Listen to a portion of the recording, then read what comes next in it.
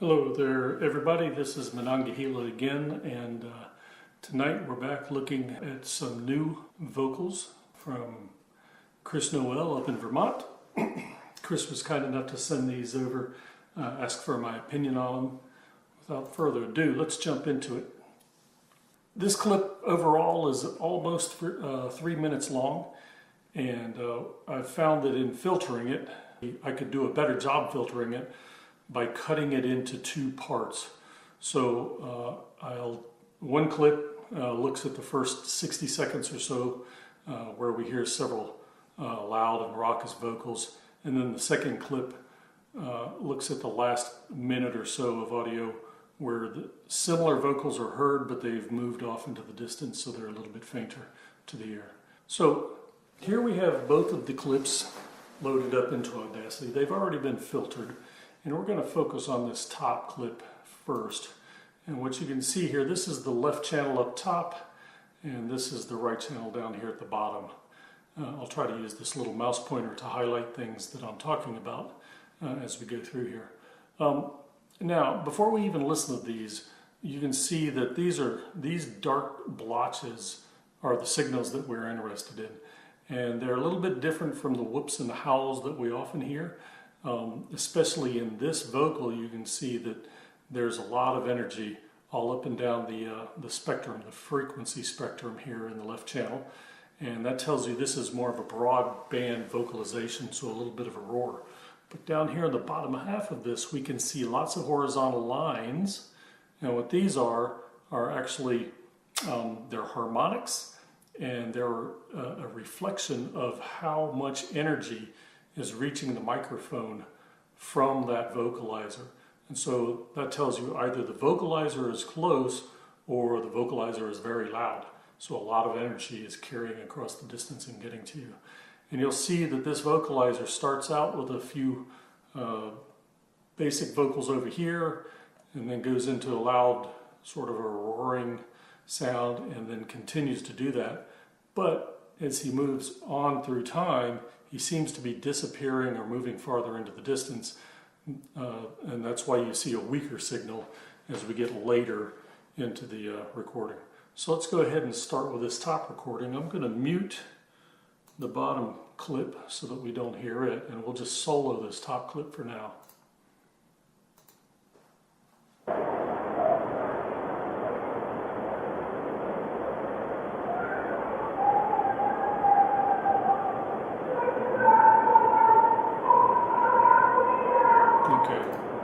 Let me stop it right there. There's a lot going on already right here in this first set of vocalizations.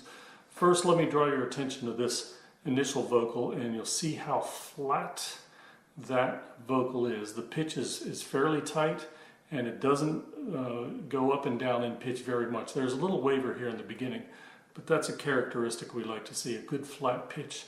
And then the same voice takes a little pause and breaks into a slightly higher pitched yell or vocal, and a little louder, and then continues here. I noticed right in here there's a sound that sounds rather brassy, and that's something I've come to refer to as a horn vocal when it's in a more discrete standalone vocal.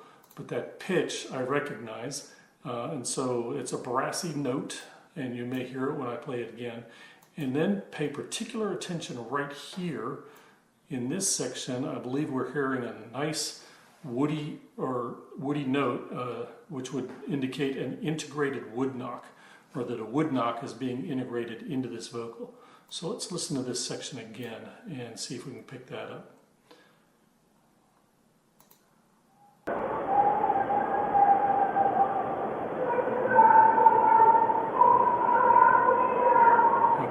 Try to focus in on that brassy note. It's right in here.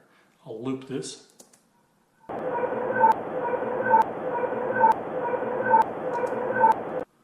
Yeah, not the best example, but it does have that characteristic to my ear. Okay, so I point that out for your reference. And then right here, you should be able to hear this nice woody note. Let's loop on that.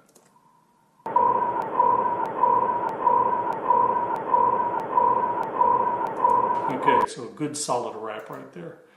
All right, so let's play through this one more time and we'll head on over to this next vocal. A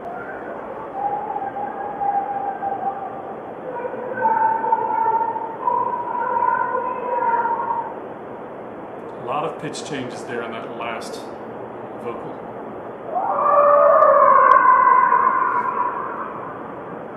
Okay, that sounds pretty impressive. So what you have here is a nice, loud, I won't call it a shriek, but it's closer to a roar, but it's very high in pitch, and you see a lot of broadband up here. But it sounds like a very agitated voice. You know, we might think of it as demonstrating angst or anger or something like that. We could just be anthropomorphizing this. Sorry for the 50-cent word, but don't read too much into what it is or what it represents. Just focus on how it plays out and the characteristics of this, because this type of a vocal, this isn't the first time we've seen this. If you'd like to see and hear similar vocals like this that indicate, that sound to the human ear like a loud or angry vocalizer, I would refer you to the Michigan Recording Project's website. You can Google it and their website will come up, and they've shared several vocals that they were captured years ago, over a decade ago, in Michigan that sound very similar to this. Vocals from an individual that sounds very perturbed and angry at their presence nearby in the forest while they were recording. Okay, so let's move on. We'll listen to this again.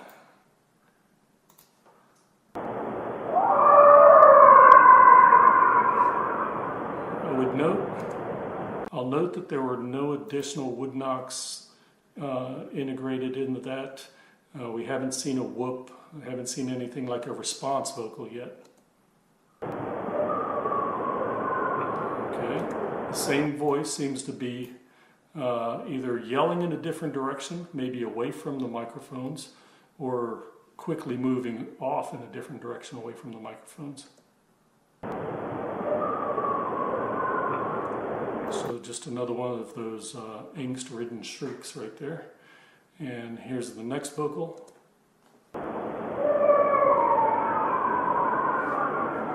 Okay, that's pretty dramatic. You can hear the long, drawn-out wailing sound there at the end. It begins with this nice, tightly controlled vocal, almost a howl beginning. Let's play that again, see if I can characterize it better. Yeah, it starts out with more of an ooh phoneme, and then you can see the pitch drop right down here as it finishes, and before it breaks into this this broader band shriek.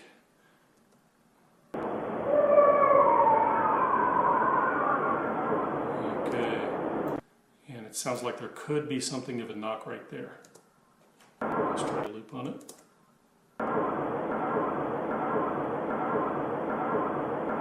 Yeah, so a deep percussion just as that vocal is fading out. Not to say that that's the same vocalizer making that percussion, it's just a percussion. Okay, moving on. Here's the next vocal after that.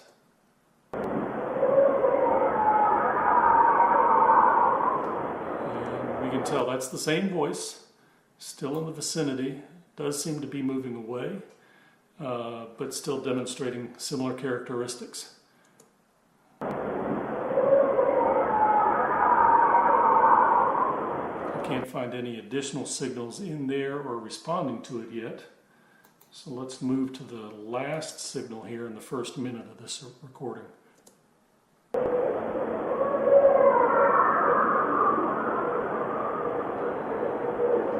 Okay, and I will point out in these last couple of vocals, it's become much clearer that we have two distinct phonemes appearing in this vocal.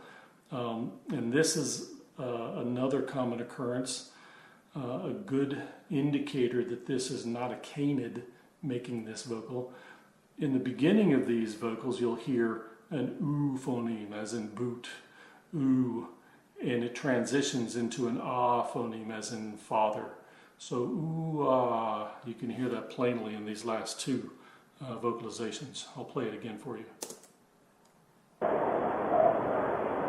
Oops. I'll play it again from here for you.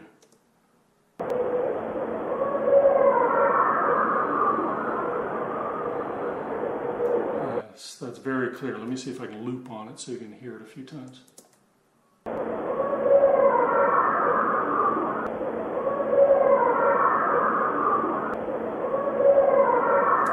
Okay, that's pretty clear. Ooh ah, ooh ah. That's a pretty solid characteristic that we like to see. Okay, so let's move on to the second clip. We're going to mute this first clip, and this is the second part of Chris's audio.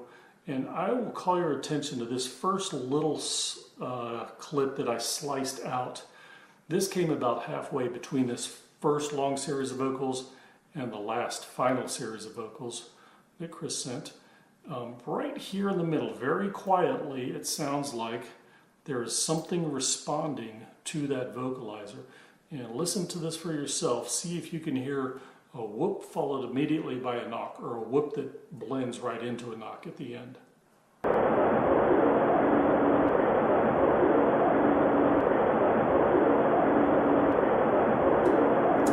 Okay, you won't hear that if you don't have headphones.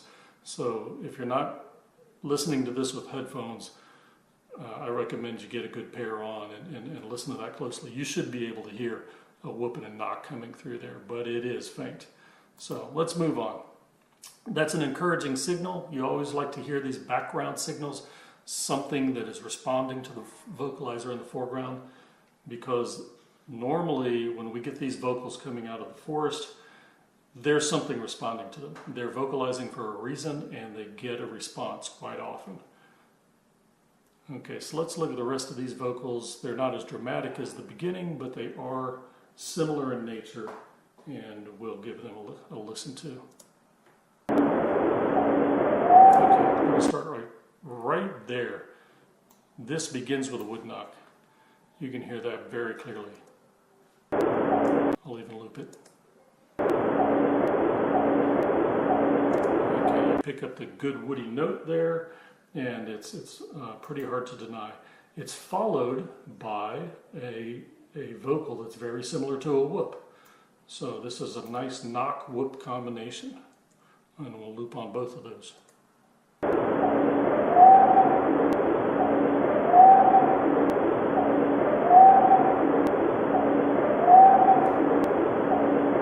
Okay, so if you've never heard a whoop before, this is a very good example of what a whoop sounds like. There are more that are other whoops that are clearer and better executed than this one, but this is a good solid example of a whoop. So let's press on.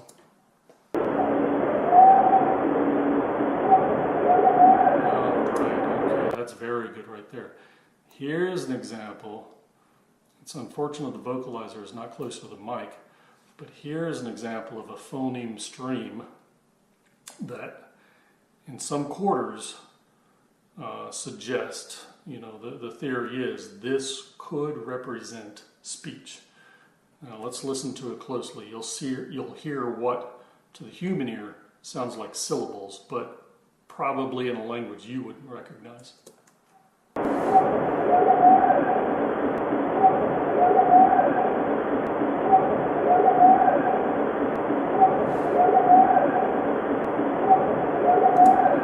So there's 4 distinct notes in there, notes, syllables, phonemes, take your pick. But that is an example of the kind of thing that we don't get that very often, but it does appear from time to time in these vocalization recordings. So moving on.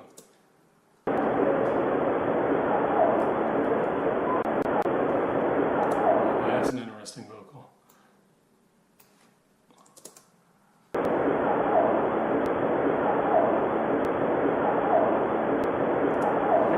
Really characterize that one for you other than to say the closest thing that it represents or resembles in my experience is something that I call a down whoop. And a down whoop is just what it sounds like. It's as if a whoop were executed, but instead of ascending in pitch, it descends in pitch. So this isn't a great example if it is a down whoop. It's not the best example I've ever heard, but that's what it resembles the most. So one more time.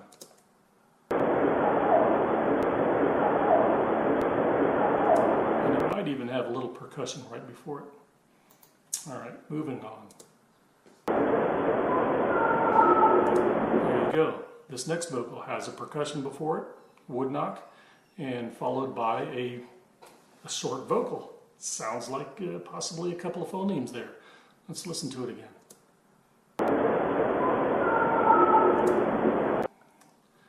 Yeah, I do wish this vocalizer was closer to the mic. This is some really good stuff.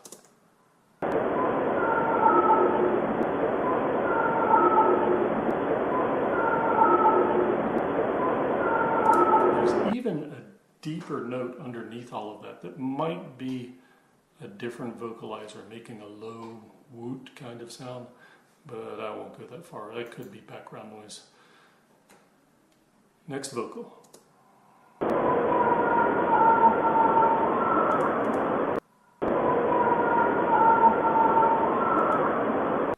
Okay, several different pitch changes in there. So let's listen to this one more time.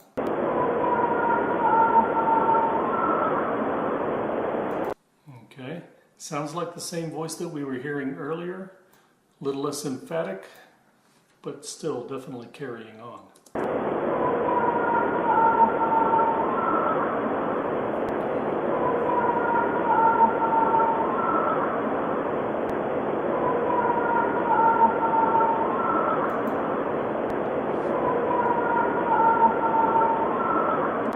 And I think it's pretty plain to hear the changes in cadence, the pitch variation in there, and even this rather peculiar ending right here. It sounds as if it ends with an ah phoneme right there. Okay, let's move on. Next thing that we see is this vocalization. Okay, just a short, quick down note. It's still yelling.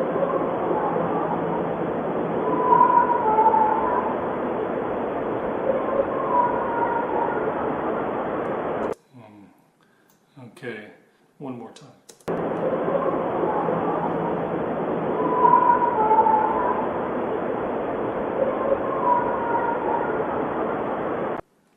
I don't know if this first vocal might not be a second vocalizer.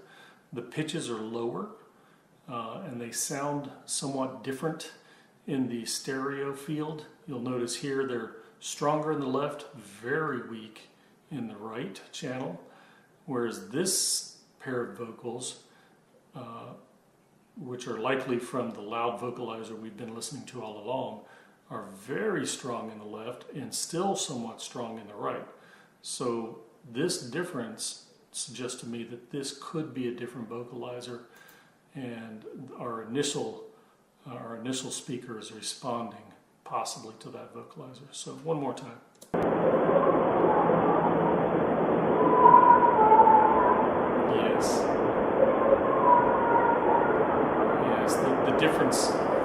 The difference there in the stereo field is pretty clear.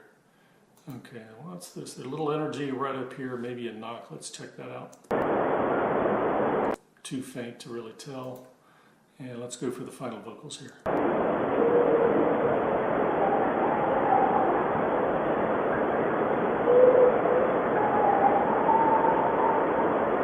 Okay, this first low note I could have dismissed as possibly a dog or a dog howl or something. It's down in the canid range, at least for large-bodied dogs. It's down below 500 hertz. But you notice the similarity between this vocal and this vocal, how similar they are to the following pair of vocals. So this seems to be a repeated pattern. Low note, higher note, low note, higher note. So I think this is the same vocalizer making the same pair of vocals twice. So let's listen to them one more time.